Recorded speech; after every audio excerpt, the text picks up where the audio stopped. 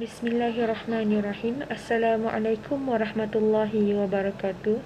Saya Syazwani Akmal binti Aziz, merupakan pelajar dari Fakulti Seni Bina Perancangan dan Ukur, Kos Sarjana Muda Sains Kepujian Seni Bina, AP 243 Semester 3, ingin mengemukakan refleksi saya terhadap video yang telah kami tonton pada tarikh 25 November 2020 yang ditayangkan oleh pihak Kokurikulum UiTM yang bertajuk Malaysia Prihatin, Jubli Emas Rukun Negara dan #Kita Mesti Menang. Perpaduan adalah hadiah yang tidak ternilai, perlu dipelihara serta dihargai semua rakyat Malaysia. Melihat kepada senario di negara kita hari ini, khususnya di Semenanjung, polarisasi kaum dan agama masih wujud walaupun kita sudah mencapai 6 dekad kemerdekaan. Perpaduan nasional dan kesepaduan sosial terletak pada keupayaan institusi pendidikan dan guru dalam menyatukan generasi muda berbilang kaum, memupuk dan menerapkan prinsip rukun negara dalam kehidupan mereka. Rukun negara yang telah diwujudkan pada tahun 1970 bertujuan mencapai satu pegangan atau pengertian terhadap aspirasi nasional antara pelbagai kaum di Malaysia tanpa mengira asal-usul dan keturunan masing-masing. Konsep yang terdapat dalam ideologi negara ini harus difahami dan dihayati bagi memupuk semangat perpaduan masyarakat pelbagai kaum di negara kita.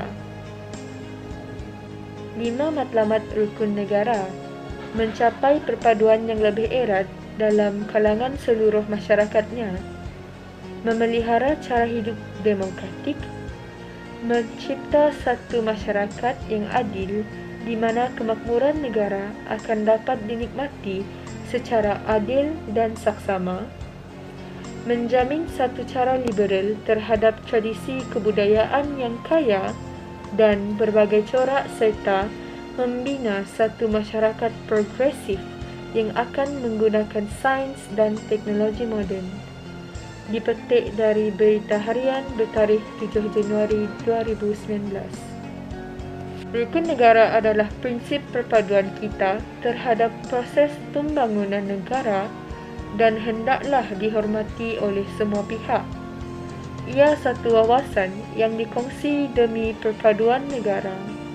Matlamat dan prinsip yang terkandung di dalamnya hendaklah didukung dan dipraktikkan kerana kita tidak boleh memandang ringan kestabilan, keamanan dan keharmonian yang telah dicapai setakat ini.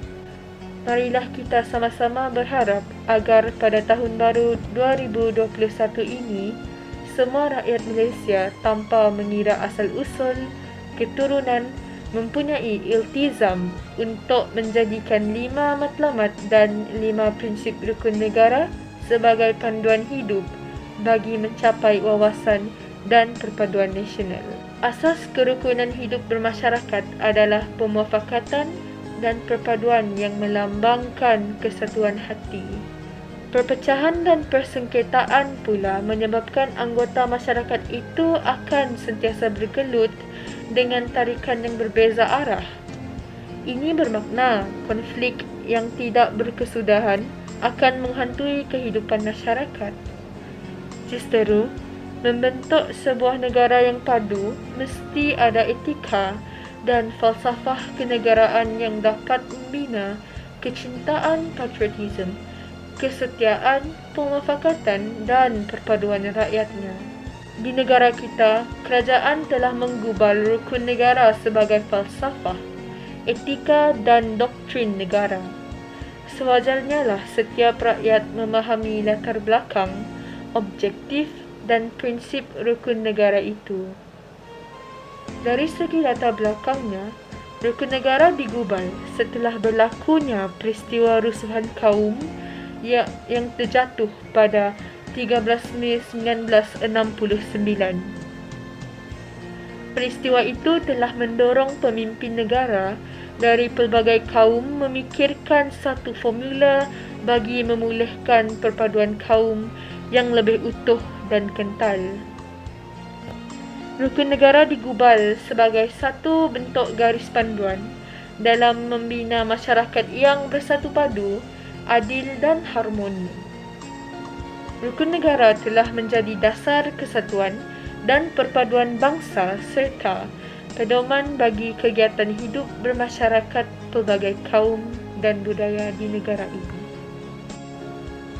Natijahnya, perpaduan kaum adalah matlamat penting yang ingin dicapai oleh semua negara di dunia termasuk Malaysia. Ia penting kerana tanpa perpaduan, sebuah negara itu akan menjadi lemah, sukar untuk dibangunkan dan mudah diancam, sama ada oleh kuasa luar atau dalam negara itu sendiri. Rukun negara dicipta ekoran daripada rusuhan kaum yang berlaku pada 13 Mei 1969. Tragedi ini telah menindarkan kita semua, yakni rakyat Malaysia yang akan betapa pentingnya bersatu padu dan hidup dengan aman dan damai serta menghindari sifat curiga mencurigai antara satu sama lain.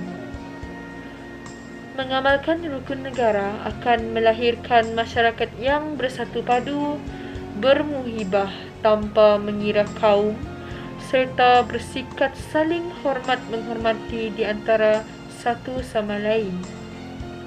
Melalui perpaduan akan dapat membantu negara kita mempertingkatkan dan mempergiatkan lagi pertumbuhan ekonomi, mengekalkan kestabilan politik dan sistem pemerintahan negara yang bersifat liberal dan demokratik. Sekian dari saya, Syazwani Akmal binti Aziz. Terima kasih.